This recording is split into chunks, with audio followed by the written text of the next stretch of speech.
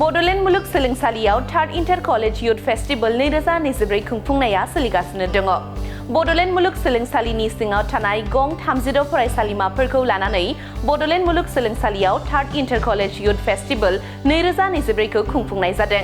बे हाबाफारिखौ मैया 7 नबेम्बरनिफ्राय फारियै 8, 9 आरो 10 नबेम्बरसिम सानब्रैनि हाबाफारिजों खुंफुंनाय जागोन। बड'लेण्ड मुलुग सोलोंसालियाव मैयानिफ्राय खुंजानाय third inter college youth festival 2023 नि दिनैनि नैथि सानाव हारिमुआरि हानजा सुनाय हाबाफारियाव बर' हारिमुआ बेरखांदों। बेजों लोगोसेनो गुबुन गुबुन हारि माहारिनि फरायसा फरायसुलिफोरनि दिन्थिफुंनायाबो समायना रमायनायै बेरखांदों। दिनै नैथि सान बादियै फुंबिलियाव बड'लेण्ड मुलुग सोलोंसालिनि vice chancellor professor doctor Babulal आहुजाजों लोगोसे रेजिस्ट्रार डक्टर सुबुं बसुमतारिया मुलुग सोलोंसालिनि फिरफिलाखौ बिरहोयो।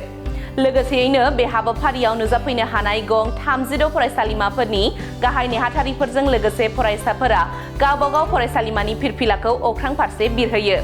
हाबाफारियाव गं 36 फरायसालिमानि नुजाफैनो हानाय फरायसाफोरा मैखोमै बाहागो लादों। हाबाफारि बायदियै फुंबिलिनि 10 रिंगानिफ्राय कालचारेल प्रसेसन आरो इनग्रेल सेरेमनि हाबाफारिखौ बेखेवनानै होयो मुलुग सोलोंसालिनि वाइस चेन्सेलर डक्टर बाबुलाल आहुजाजों लोगोसे रेजिस्ट्रार डक्टर सुबुं बसुमतारि, गुबुन गुबुन बिफाननि बिबुंगोरा आरो बाहागो लाफैनो हानाय फरायसालिमाफोरनि गोरायुं आरो बिबुंगोराफोरा।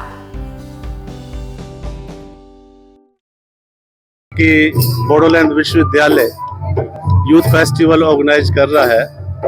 इसमें काफ़ी संख्या में अलग अलग कॉलेजों से टीमें आई हैं जो कि मुख्यतः बडोलैंड क्षेत्र से ही हैं। इस बडोलैंड के जो महोत्सव अपन मना रहे हैं यूथ फेस्टिवल, इससे बच्चों को टुगेदरनेस, एक साथ रहने की भावनाओं की ट्रेनिंग मिलेगी। इसके साथ साथ जो कल्चरल अपना जो प्रोटेक्शन है उसको कैसे किया जाए, बच्चे वो डिस्कस कर पाएंगे, बच्चे अपनी टैलेंट दिखा पाएंगे और बच्चे एक साथ कैसे रह के समाज को आगे बढ़ा सकते हैं, देश को आगे बढ़ा सकते हैं, बडोलैंड क्षेत्र को कैसे आगे बढ़ा सकते हैं और टीम वर्क कैसे कर सकते हैं। ऐसी बहुत सारी चीज़ें हैं जो कि बच्चों को क्लास में नहीं पढ़ाई जाती है और वो इस फेस्टिवल के थ्रू बच्चे जान पाएंगे। और मैं मीडिया कर्मियों का भी बहुत ही शुक्रगुजार हूँ कि आपने इस उत्सव को पब्लिक को जो है दिखाया। Thank you very much. Inter college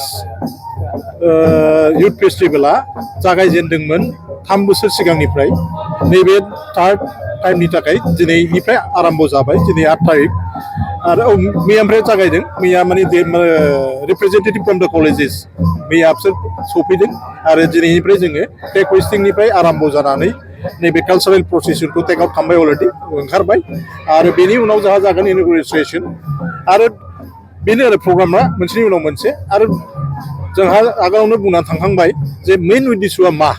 youth festival खुंनायनि मेइन उद्देश्यआनो जाहैबाय जोंनि एफिलिएटेड कलेजफोरनि गेजेराव मोनसे मोजां एनभायरनमेन्ट, मोनसे मोजां बारहावा क्रिएट खालामनाय आरो बेजों लोगोसे साथ्रफोरनि माखासे हिडन टेलेन्ट्स, बिसोरनाव जे बिराद मोजां मोजां टेलेन्ट्स थायो, बेखौ जोङो फकासाव लाबोनानै बेखौ माने लाबोनानै आरो बयनिबो सिङाव जाहाथे माने हिडन टेलेन्ट्सखौ जों बयबो मिन्थिनानै रोंनाय गावबागाव रोंनायखौ मालायनि देखायनाय आरो मालायाबो बे गाव गावनि थानायखिनिखौ देखायनानै आदान प्रदान आरो लालायलायनाय, होलायलायनाय, सोलोंलायनाय आरो बेयो देरसिन माबाया जाहैबाय साथ्रफोरनि गेजेराव मिक्स आप जालायनानै भिउ एक्सचेन्ज खालामलायनानै रोङैखौ रोंहोनाय आरो रोंनायफोरखौ मालायनि खिन्थानानै जोंनि गेजेराव मोजां मोनसे आदान प्रदान खालामलायनाय आरो रोंनायखौ जोङो जोंनि गेजेराव एक्सचेन्ज खालामलायनाय।